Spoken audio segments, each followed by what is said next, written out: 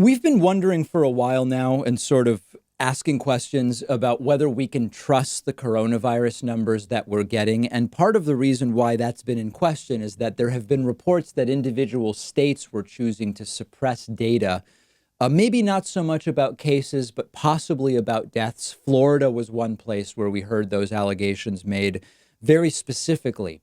But now we have to talk about this at the federal level, because there are growing reports that the Trump administration is coordinating a suppression effort to prevent the real numbers about coronavirus from getting out. And we've actually gotten our hands on a memo that was sent out, which specifically says to hospitals, as of today, July 15, stop sending the data to the CDC. Instead, send it to the Department of Health and Human Services, run by Trump tool and sycophant Alex Azar. This is exactly what we predicted might happen months ago if the numbers did not improve.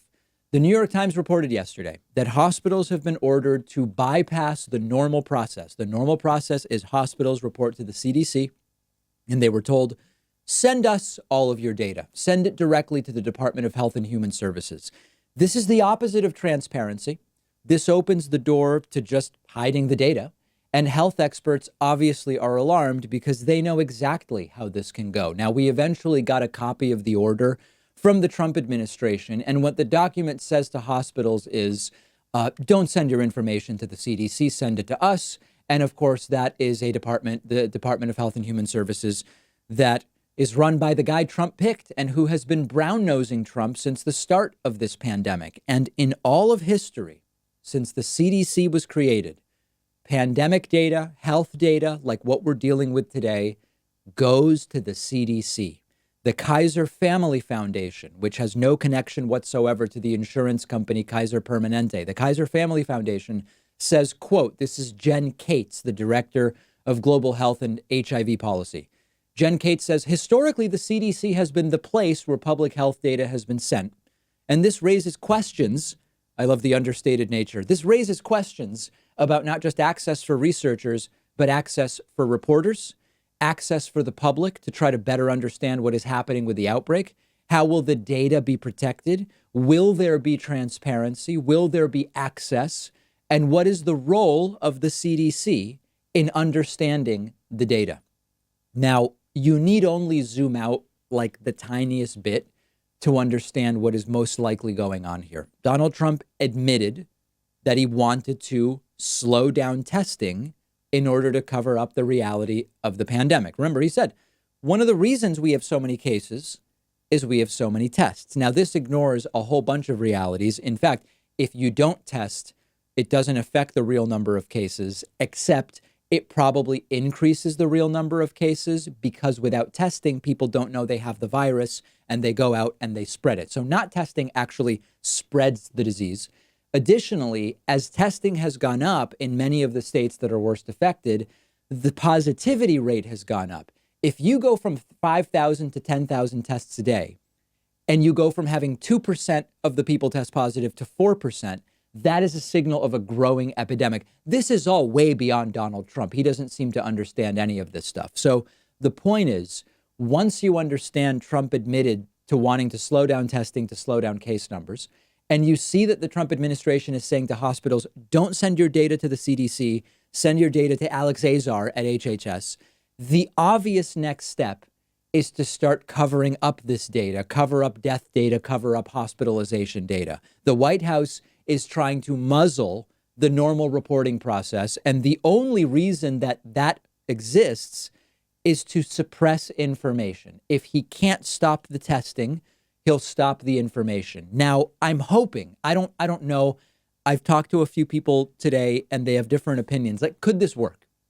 Because there are other ways to get the data out. Media will talk to hospitals and hospitals will say, we're full. We have no room in the ICU, for example. And at a certain point, if the data that the Trump administration is allowing to be published says one thing that goes completely against what the ICU information is, at a certain point, you would hope that it would explode, that the real data has been covered up. I don't know. I mean, I'm hopeful that this can't really be covered up to this degree. But the administration has decided the numbers must go down. The numbers have to go down for the benefit of Donald Trump's reelection. Here's one way to do it. Now, what we can hope for is that we still find the data and that Trump is punished electorally for trying to suppress the data rather than dealing with the pandemic itself. It's too early to know which way it will go because the directive starts today. It's effective as of July 15th, so we'll have to see what happens. But what we need to understand is that from this point forward, from as if this wasn't already the case in many of the states in the United States already, from this point forward, we have to realize that the numbers that make it out may not be the real numbers because the idea is hide the data to justify a faster economic opening to help Donald Trump get himself reelected. His reelection is the most important factor. It's far more important than American lives. And it's really the only thing you need to know to understand how to analyze the actions of this administration. It seems to run counter to health. It seems to run counter to common sense. It seems short-sighted in terms of the economy because the relapse effect will hurt the economy.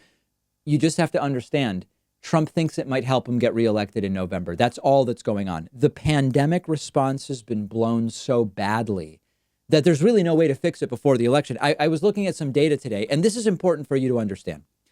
When New York hit its peak right around April 12, April 15, something like that, that's when New York had its peak of cases. It took 2 full months with strict lockdowns for New York cases to come down. Remember that deaths lag cases by about 15 to 20 days. So by, April, May, June. By mid-June, you finally had this improving in New York. And only in the last 10 days in July have New York's death numbers really finished coming down to, a number that hopefully they won't spike again from. So you take that model, 2 months for cases and then another 15 or so days for deaths. If Arizona and Florida and Texas fully lock down today, if they don't even want to, but if they did that, you're looking at September 15th to get cases under control and October 1st to get what is the coming spike of deaths back under control. They're not willing to do it. I mean, yeah, Greg Abbott now is saying more, you got to wear a mask. But these are not places that seem to have an appetite politically or economically or in any other way for a full lockdown. So Trump recognizes the numbers aren't going to be under control. When you get to 10, 15,000 cases a day, that doesn't just go away in 2 weeks. They are going to be dealing with widespread outbreaks until close to election time. If we have the surging second wave by then, it could be even worse. We're now hearing from the CDC that this fall may be one of the most difficult times in American history from the standpoint of public health. So what can Trump do? Just lie, cover up the data. That's all that they can do. Hide the data, use the data. Well, use the data you're willing to publish, which is not accurate, to say we should reopen in order to make things seem normal so that people will vote for you in the fall. Hopefully the real data makes it out, but this is now taking on the sort of color of a full cover up because remember, it would have been, rather than covering up data, changing reporting procedure, all of this stuff, it would have been much easier to just deal with the virus from the get-go. That's not what this administration chose to do.